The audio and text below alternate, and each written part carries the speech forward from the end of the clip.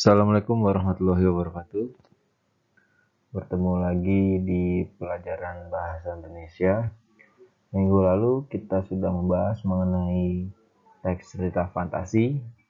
Untuk minggu ini atau video kali ini kita membahas kalimat langsung dan kalimat tidak langsung. Mohon simak baik-baik videonya dan perhatikan yang nantinya akan ada tugas di akhir video.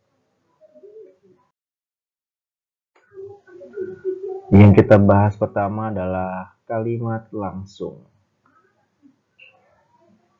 Kalimat langsung adalah kalimat yang diucapkan secara langsung pada saat itu juga mengenai suatu hal. Nah, jadi saat itu juga, ini kalimat langsung. Ragam kalimat berita yang menyatakan peristiwa atau kejadian dari sumber lain secara langsung mengutip, menirukan, atau mengulang kembali ucapan dari sumber tersebut. Jadi kutipan atau kalimat yang diucapkan dari sumber itu ditirukan lagi secara langsung oleh penulis. Nah, nanti ada ciri-cirinya. Kita bahas lah ini yaitu ciri-cirinya. Ciri-ciri kalimat langsung. Yang pertama, menggunakan tanda petik pada bagian kutipan. Jadi di awal dan di akhir kalimat menggunakan tanda petik 2. Nah, tanda petik 2 maksudnya di atas sini ya, tanda petik. Nah, baru ini tulisannya. Nah, nanti di sini tanda petik lagi di akhir kalimat. Nah, itu. Yang kedua, menggunakan tanda koma di antara kutipan dan pengiring. Jadi contohnya gini. Ambilkan buku itu. Nah, di sini tanda petik ada kalimat. Contoh gini, Dian, tolong ambilkan buku di atas meja. Nah, ini teksnya, tanda petik. Nah, di sini koma. Nah, suruh Anto. Nah, di sini suruh Anto, baru titik. Gitu. Ya. Maksudnya tanda komanya setelah di sini atau bisa juga di depan Anto ini di depan, lalu tanda petik, lalu koma, tanda petik, baru sini kalimatnya. Tanda petik lagi. Nah, lalu yang ketiga, menggunakan kata ganti orang pertama, saya, orang kedua kamu, engkau, dan kita. Nah, jadi nanti bisa menggunakan kata saya. Saya mau itu. Tegas Anto. Nah, jadi secara langsung tuh kalimat langsungnya. Saya mau itu. Kamu tolong ambilkan buku di atas meja. Nah, itu juga sama, kata ganti orang kedua menggunakan kata kamu, engkau. Kalau menggunakan saya atau aku itu kata ganti orang pertama. Atau bisa juga orang keduanya menggunakan kita. Lalu menggunakan kelitikaku. Jadi biasanya ku ya, menggunakan kalimat ku. Aku. Lalu intonasi pada bagian kutipan bernada lebih tinggi dari lainnya. Nah, namanya kalimat langsung ya. Jadi kalau kalimat langsung, kalau kalian contohnya menyuruh atau meminta tolong teman kalian, pasti ada nada, ada intonasinya, naik turunnya suara. Jadi contoh, saya menyuruh kalian untuk menutup pintu. Contoh, Ardi, tolong tutup pintu itu. Nah, itu ada nadanya di akhir maupun di awal. Jadi ada nada lebih tinggi biasanya di bagian-bagian tertentu. Lalu pada bagian kutipan ada yang berupa kalimat tanya, kalimat berita, atau kalimat perintah. Nah, biasanya kalau kalimat langsung ya itu. Kalau tidak kalimat tanya, kalimat berita, ataupun kalimat perintah. Coba contohnya gini. Andi, apa kamu sudah makan? Nah, itu kalimat tanya. Kalimat berita, ada apa di depan sana? Nah, itu kalimat langsung dalam kalimat berita. Atau kalimat perintah yang tadi saya bilang. Andi, tolong tutup pintu itu. Nah, itu masuk ke dalam kalimat perintah. Nah, ini ciri-ciri kalimat langsung ya. Ciri-ciri di sini ada. Kemudian kita bahas mengenai kalimat tidak langsung. Kalimat tidak langsung adalah kalimat yang memuat peristiwa atau kejadian dari sumber lain yang diubah susunannya oleh penutur, tidak menirukan atau mengucapkan secara langsung dari sumber lain. Nah, jadi kalau kalimat tidak langsung kebalikannya dari kalimat langsungnya. Jadi tidak langsung menirukan omongan atau ucapan dari sumber tertentu, tapi menggunakan kalimatnya tidak langsung. Nah, contohnya kita jangan bahas contoh dulu, nanti tugasnya buat contoh. Ciri-ciri kalimat tidak langsung. Nah, ini ciri-cirinya. Kalau tadi kita sudah bahas mengenai ciri-ciri kalimat langsung.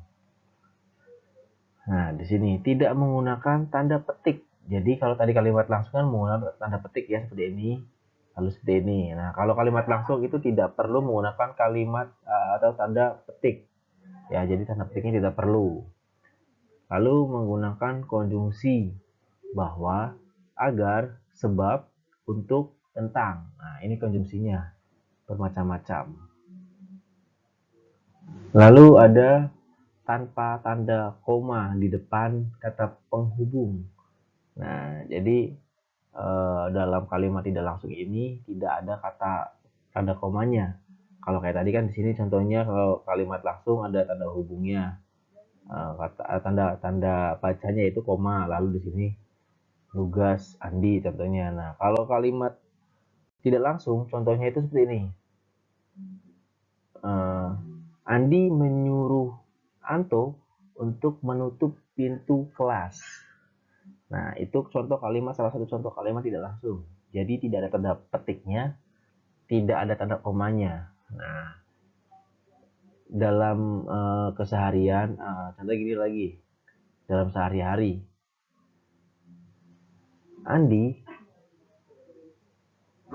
menyuruh Anto untuk mengerjakan tugas-tugasnya selama dia pergi ke kampung halaman. Nah, itu kalimat tidak langsung. Nah, kalau kalimat langsungnya bagaimana? Kalimat langsungnya tadi kan menyuruh Andi ya. Andi menyuruh Anto untuk mengerjakan tugas-tugasnya selama dia di kampung. Nah, kalau kalimat langsungnya, Anto tolong kerjakan tugas saya ya. Suruh Andi. Nah, itu kalimat langsung. Jadi antara kalimat tidak langsung dan langsung itu beda. Kalau kalimat tidak langsung itu tidak menggunakan petik, tidak menggunakan koma. Sedangkan kalau kalimat langsung itu intonasinya juga beda. Kayak tadi kalimat tidak langsung kan, Andi menyuruh Anto untuk mengerjakan tugas-tugas sekolahnya selama dia pergi kampung halaman. Itu kalimat tidak langsung. Kalau kalimat langsung tadi seperti saya contohkan tadi barusan. Anto tolong kerjakan tugas saya. Suruh Andi. Nah, itu kalimat langsung. Dan jelas kalau kalimat langsung ada tanda petik, lalu ada tanda komanya. Lalu intonasinya pun berbeda. Lalu pelaku yang dinyatakan pada isi kalimat langsung mengalami perubahannya. Tadi contohnya ya. Jadi ada kalimat tersendiri untuk kalimat tidak langsung. Kalau kalimat langsung kan lugas, Anto, tegas, Andi, suruh Anto. Jadi ada mengalami perubahan.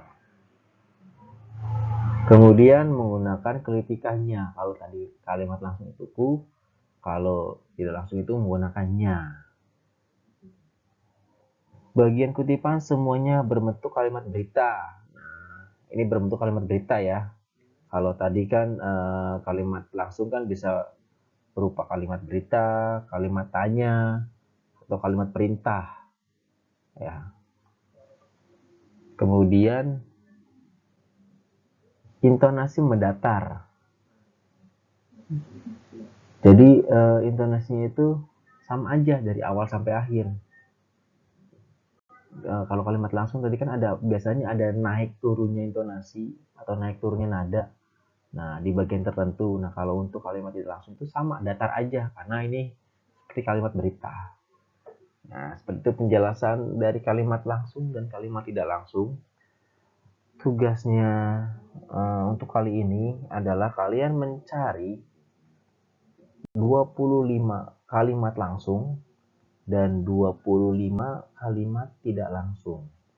Nah, jangan lupa tulis di buku catatan, tulis nama, kelas, dan tanggal.